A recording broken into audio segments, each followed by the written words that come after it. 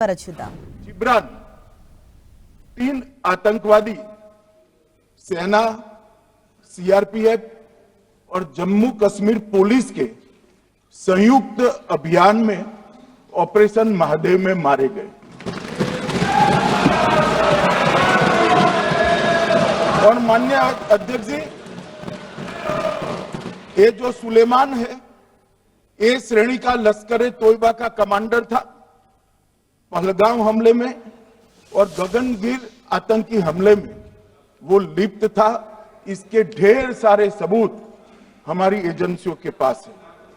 अफगान ए श्रेणी का लश्कर तैयबा का आतंकवादी था और जिब्रान भी ए ग्रेड आतंकवादी था।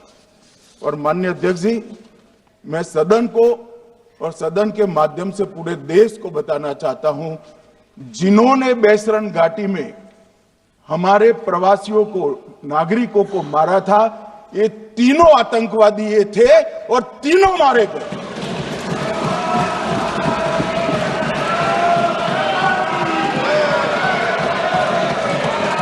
और मान्यवर, मैं आज इस सदन के माध्यम से सेना के पैरा 4, सीआरपीएफ के सारे जवान जो अभियान में शामिल थे और जम्मू कश्मीर पुलिस के जो जवान थे, वो सभी को सदन और पूरे देश की ओर से बहुत बहुत साधुवाद देना चाहता हूं। माननीय अध्यक्ष जी, मैं इस ऑपरेशन महादेव के बारे में थोड़ा डिटेल में बताना चाहूंगा। ऑपरेशन महादेव की शुरुआत 22 मई 2025 को, एक प्रकार से तो जिस दिन हत्या हुई थी उसी दिन रात को 22 मई 2025 को हुई। जिस दिन हत्या हुई थी उसी दिन रात को एक सुरक्षा मीटिंग की गई थी जम्मू कश्मीर में। ये पूछ रहे थे, कोई गए नहीं, सिर्फ राहुल गांधी गए।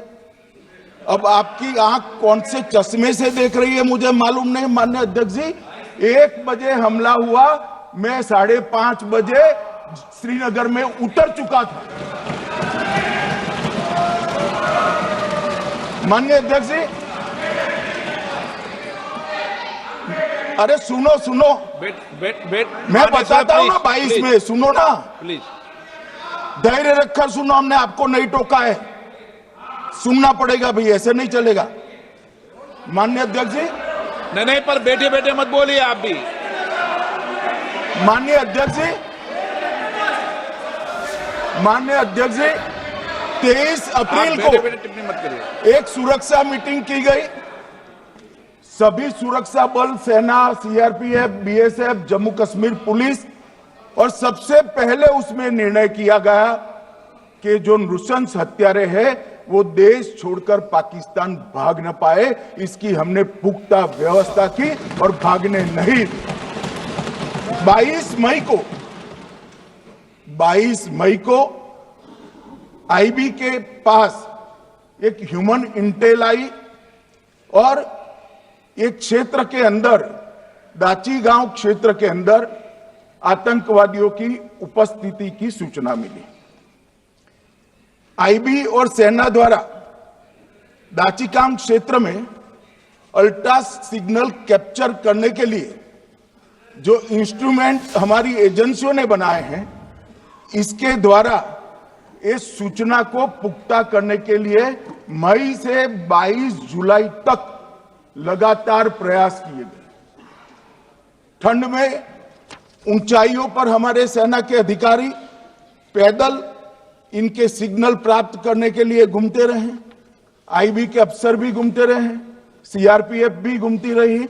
और मान्यवर 22 जुलाई को हमें सफलता मिली, सेंसर्स के माध्यम से आतंकवादी होने की पुष्टि मिल गई।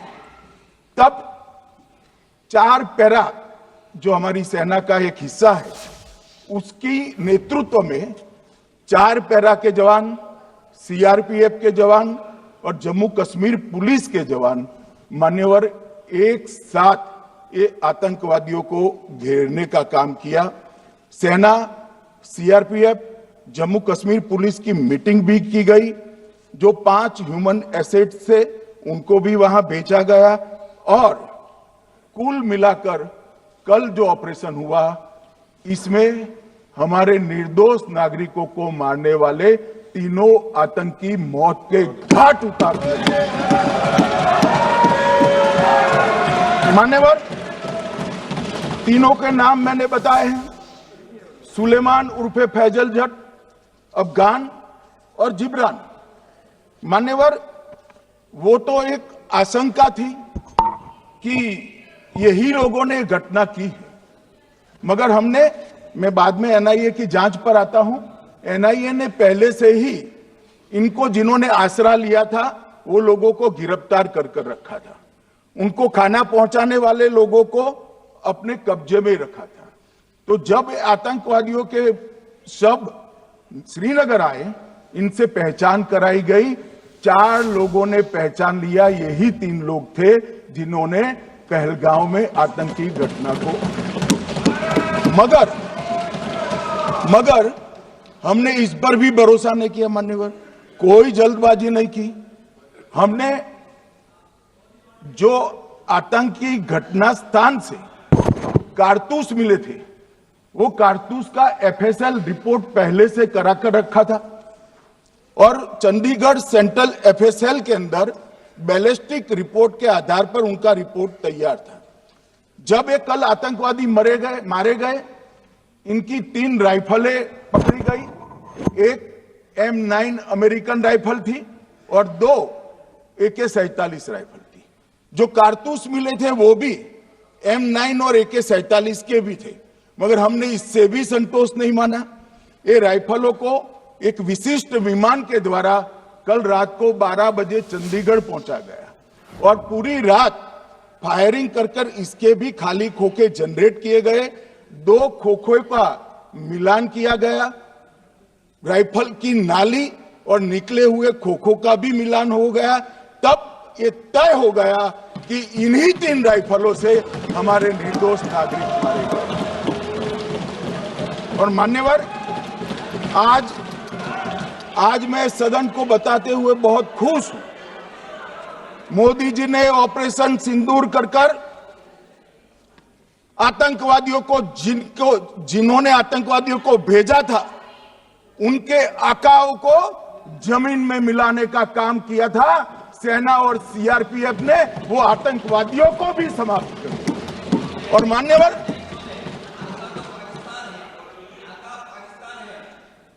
कौन पाकिस्तान से आपकी बात होती है क्या? अरे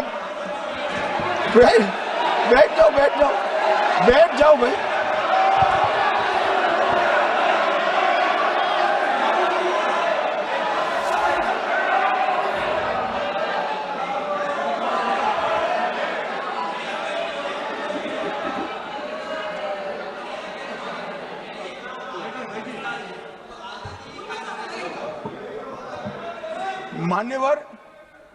मान्यवर, मैं बताता हूं कैसे इनके आका मारे गए, वो भी नाम के साथ बताता हूं, जगह के साथ बताता हूं, घंटे, मिनट और सेकंड के साथ बताता हूं। मान्यवर, मैं तो अपेक्षा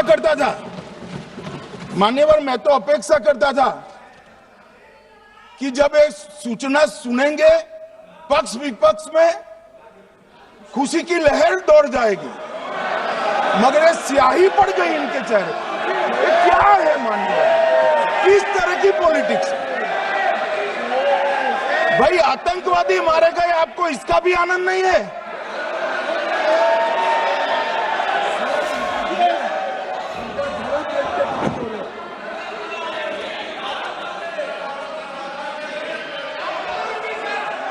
अखिलेश जी बैठ जाइए, मेरा पूरा जवाब सुनिए, आपका सब जवाब आ जाएगा।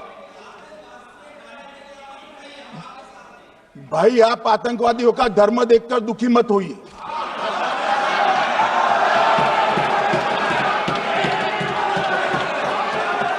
अखिलेश बैठ जाइए यार।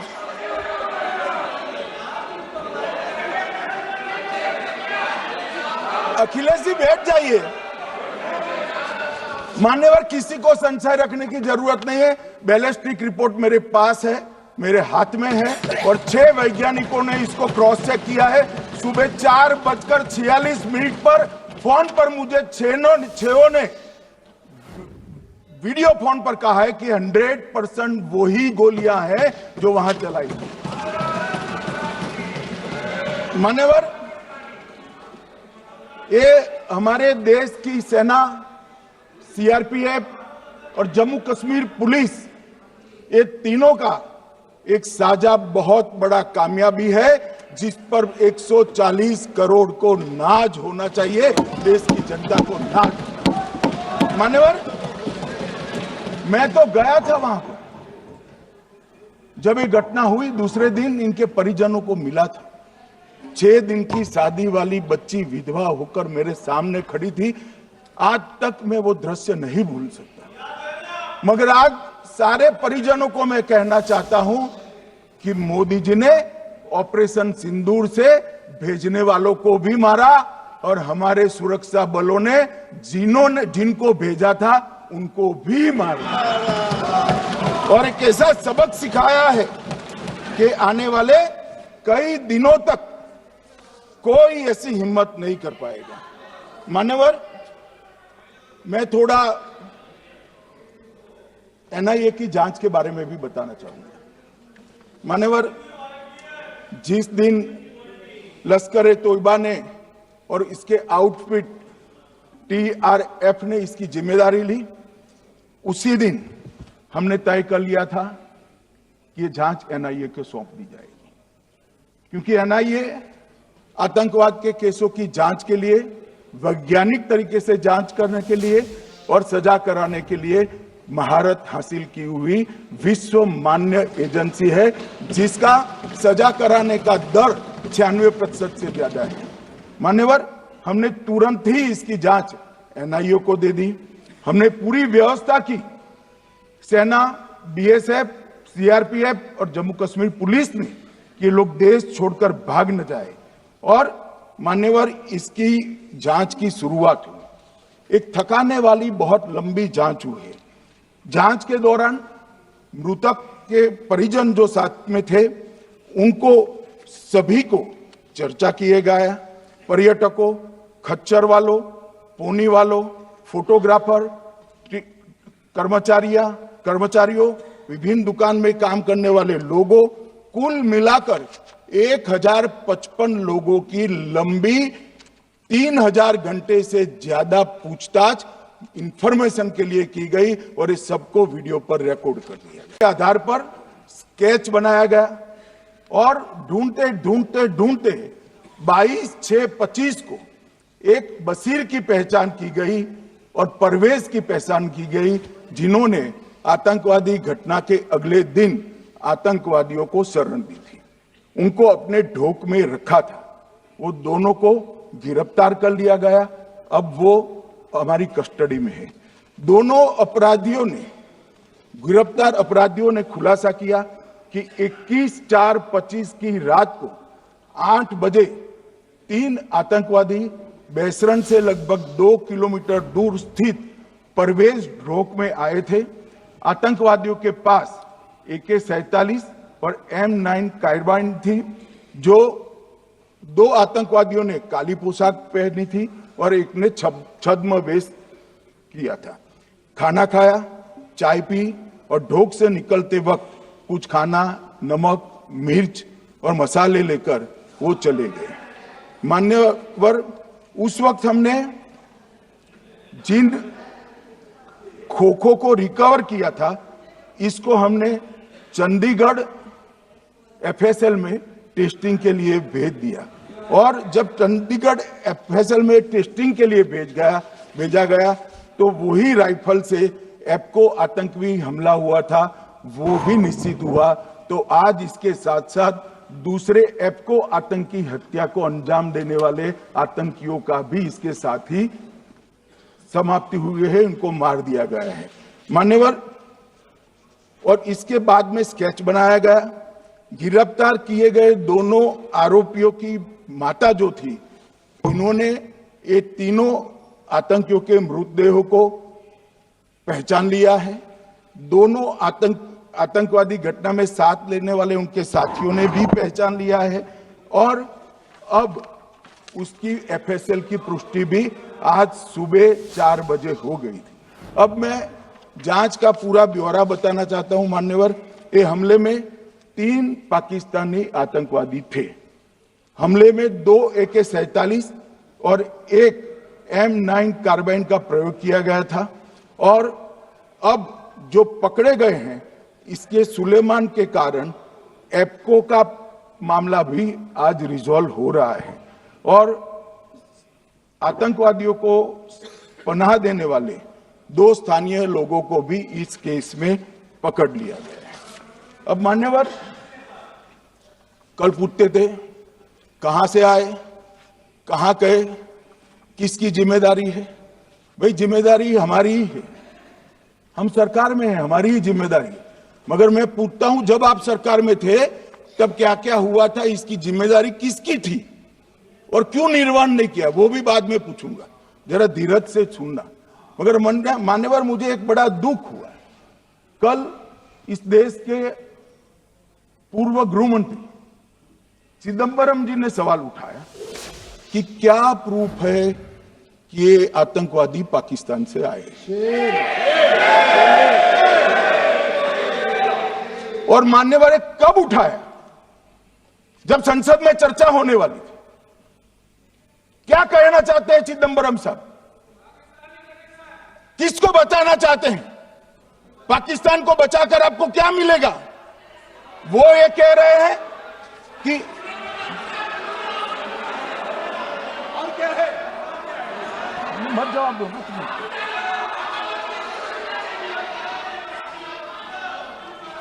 मान्यवर, हमारे पास, मैं आज चिदंबरम साहब को कहना चाहता हूं, मैं आज चिदंबरम साहब को आपके माध्यम से कहना चाहता हूं, हमारे पास